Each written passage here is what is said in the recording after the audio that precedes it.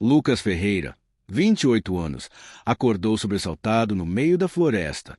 Suas mãos estavam cobertas de terra e arranhões, as roupas rasgadas, e ele não fazia ideia de como havia chegado ali. A última coisa que se lembrava era de estar em seu apartamento na cidade, 3 quilômetros dali. Era a terceira vez naquele mês. Cambaleando entre as árvores, Lucas finalmente encontrou a estrada que levava de volta à pequena cidade de Vila Nova. O sol começava a nascer, pintando o céu de laranja e roxo. Ele escondeu-se atrás de um arbusto quando viu o carro da polícia passar devagar pela estrada. Algo estava terrivelmente errado. Ao chegar em casa pela porta dos fundos, Lucas encontrou sua avó, Dona Helena, esperando na cozinha. Ela não parecia surpresa. Em vez disso, seus olhos estavam cheios de uma tristeza profunda que ele nunca havia visto antes. Senta, meu filho, ela disse, empurrando uma xícara de chá quente em sua direção. Está na hora de você saber a verdade sobre nossa família. Lucas sentou-se, tremendo. Dona Helena respirou fundo e começou a contar uma história que soava impossível. Há 200 anos, um dos ancestrais do Ferreira havia sido amaldiçoado por uma cigana cujo filho ele havia matado por acidente durante uma caçada. A maldição pulava gerações, mas sempre voltava. Você é um lobisomem, Lucas, e não a cura. Lucas riu nervosamente, mas a expressão séria de sua avó o fez parar. Ela abriu uma caixa antiga e mostrou-lhe recortes de jornais amarelados, fotos desfocadas de criaturas enormes, registro da família com datas de nascimento e datas de morte violentas. Seu avô conseguiu controlar por anos. Ela continuou, mas no final, a fera o dominou. Ele me fez prometer que protegeria você, que te ensinaria o que ele não teve chance de ensinar. Naquela noite, quando a lua cheia começou a subir no céu, Dona Helena levou Lucas para o porão reforçado da casa. Ela havia preparado tudo. Corrente de prata nas paredes, água benta, símbolos de proteção desenhados no chão. Você vai se transformar, meu neto, mas desta vez você vai lembrar. A dor era insuportável. Lucas sentiu seus ossos se quebrarem e se remontarem, sua pele se rasgar para dar lugar ao pelo grosso e escuro. Suas mãos se transformaram em garras, seus dentes cresceram em presas afiadas. O grito que saiu de sua garganta era meio humano, meio animal, um uivo que ecoou pela noite. Mas desta vez, ele estava consciente. Podia sentir cada mudança, cada instinto selvagem tentando tomar controle. E o mais aterrorizante, podia lembrar de tudo das outras noites. As caçadas, o sangue, os animais da floresta que ele havia perseguido. Não eram apenas animais. Na manhã seguinte, o detetive Marco Alves chegou à casa dos Ferreira. Havia mais um corpo na floresta, o quarto em 2 semanas. Todos dilacerados da mesma forma brutal.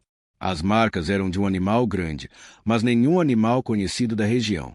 Dona Helena, preciso falar com seu neto, disse o detetive, seu olhar penetrante fixo na porta do porão. Testemunhas o viram saindo da floresta ontem de manhã. Lucas subiu do porão, pálido e exausto. Ele sabia que Marco Alves era bom no que fazia. O detetive havia resolvido todos os casos importantes da região nos últimos 10 anos. Eu estava correndo. Lucas mentiu, sua voz fraca. Faço isso todas as manhãs. Às 3 da madrugada, Marco arqueou uma sobrancelha. Naquela tarde, enquanto Lucas lutava com a culpa e o horror do que havia descoberto sobre si mesmo, uma jovem chamada Ana Maria apareceu à sua porta. Ela era repórter do jornal local, investigando os assassinatos para uma matéria especial.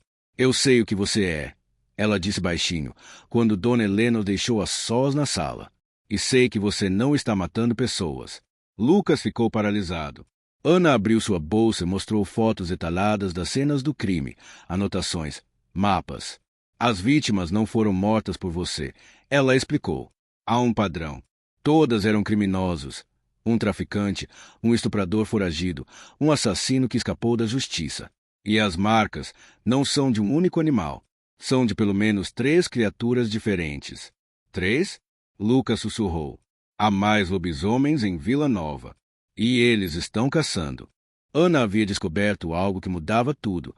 Uma sociedade secreta de lobisomens que chamavam os Justiceiros da Lua. Eles se viam como heróis, eliminando aqueles que a lei não conseguia tocar. E eles queriam que Lucas se juntasse a eles. Naquela noite, enquanto Lucas se preparava para mais uma transformação no porão, 3 figuras apareceram do lado de fora da casa.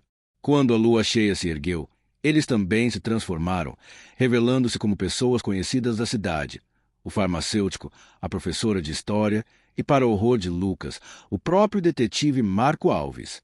Eles destruíram a porta do porão. "Junte-se a nós, Lucas", disse a voz gutural da criatura que era Marco. "Use seu poder para o bem. Limpe esta cidade da escória que a infecta." Mas Lucas via loucura nos olhos amarelos deles. Não era justiça, era vingança, carnificina disfarçada de moralidade. E ele podia sentir como aquele caminho seduzia a besta dentro dele, prometendo poder e propósito. Ele tinha que escolher: render-se à natureza predatória e juntar-se à matilha, ou lutar contra o que era e contra aqueles que compartilhavam sua maldição. Lucas rugiu e atacou, não as pessoas inocentes que a matilha queria que ele caçasse, mas os próprios justiceiros da lua. A batalha que se seguiu foi brutal. 3 lobisomens experientes contra um novato que mal controlava suas transformações. Dona Helena e Ana trabalharam juntas, usando os conhecimentos antigos da família Ferreira. Elas criaram barreiras de sal e prata, cantaram encantamentos que enfraqueciam as criaturas. Mas não seria suficiente. Marco, em sua forma de lobo gigantesco, tinha Lucas preso contra a parede, suas mandíbulas a centímetros da garganta do jovem. "Você vai se juntar a nós ou vai morrer", ele rosnou. Não a terceira opção.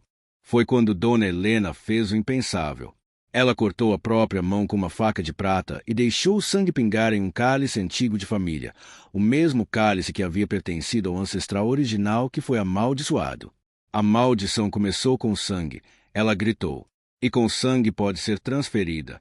Ela bebeu a mistura de sangue, prata e ervas que havia preparado. Seu corpo começou a convulsionar. Com 73 anos, o choque da transformação forçada seria demais para ela suportar, mas compraria tempo para Lucas escapar. Não. Lucas rugiu, encontrando uma força que não sabia que possuía. Ele jogou Marco longe e correu para sua avó, segurando-a nos braços enquanto seu corpo se contorcia. Lágrimas corriam pelo focinho peludo de Lucas enquanto ele uivava para a lua, um som de pura angústia que fez até os outros lobisomens recuarem. Foi Ana quem percebeu a verdade. Folheando freneticamente os velhos diários da família enquanto o caos acontecia ao seu redor, ela encontrou a passagem que mudava tudo.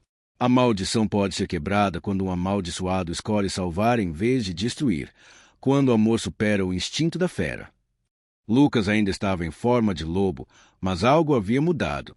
A avó em seus braços abriu os olhos. Ela não havia se transformado. A prata, em vez de desencadear a maldição, havia sido rejeitada, porque Lucas havia feito a escolha. Naquele momento de amor genuíno e sacrifício, a maldição começou a se desfazer. Lucas sentiu a transformação reverter, mas desta vez era diferente. Ele não estava preso. Ele tinha controle. Os justiceiros da lua, confusos e enraivecidos, atacaram novamente. Mas Lucas agora entendia. Ele não precisava se render à besta nem destruí-la.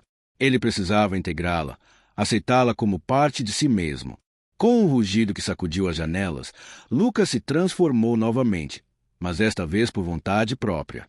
E quando enfrentou Marco e os outros, ele não lutou com raiva ou sede de sangue.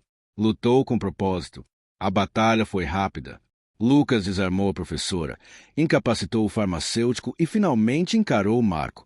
"Você pode escolher continuar este ciclo de violência", Lucas disse, sua voz humana saindo do corpo de lobo, algo que não deveria ser possível. "Ou pode procurar redenção, como eu estou fazendo." Marco, vendo algo em Lucas que ele próprio havia perdido há muito tempo, humanidade, lentamente voltou à forma humana. Lágrimas corriam por seu rosto. "O que eu me tornei?" Ele sussurrou. 3 meses depois, Vila Nova estava em paz. Os assassinatos haviam parado. Oficialmente, os casos permaneciam sem solução, mas as pessoas sentiam que algo havia mudado na cidade. Lucas aprendeu a controlar suas transformações. Nas noites de lua cheia, ele corria pela floresta, não caçando pessoas, mas protegendo-as.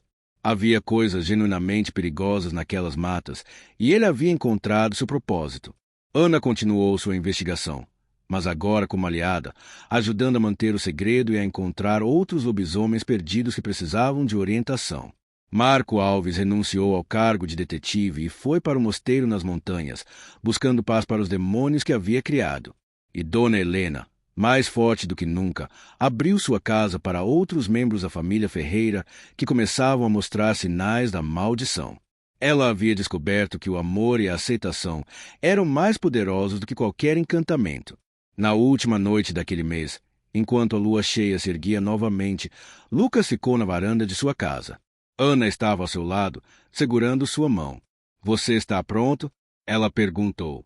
Lucas sorriu, sentindo a transformação começar, mas desta vez sem medo, sem dor, sem culpa. Ele havia aceitado o que era.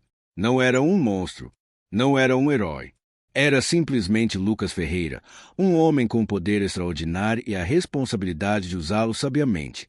"Sempre", ele respondeu. E enquanto sua forma mudava sob a luz prateada da lua, seu uivo ecoou pela noite. Não um grito de angústia ou raiva, mas um canto de liberdade. A maldição havia sido quebrada. Mas a história do lobisomem de Vila Nova estava apenas começando. Às vezes, aceitar nossos demônios é a única maneira de vencê-los.